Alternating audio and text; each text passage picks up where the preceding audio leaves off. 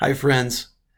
Something for us to think about today is the value of getting different perspectives on a situation. Let me explain. I'm finishing up teaching a course here at Olivet where I'm employed, and the course is called Coaching, Mentoring, and Conflict Resolution. I think everybody needs that course probably. In the course, one of the favorite things in the last few weeks is a case where there is a single parent employee who's really struggling in their work and really showing some troublesome signs.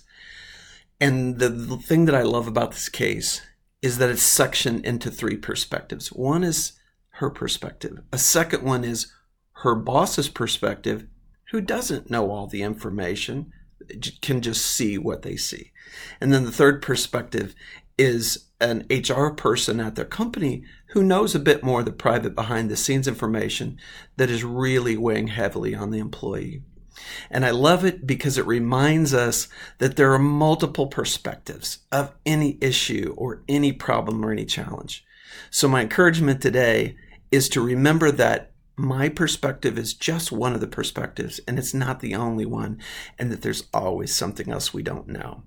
So I have to remember to be compassionate, to ask good questions, and to learn more before I come to a decision.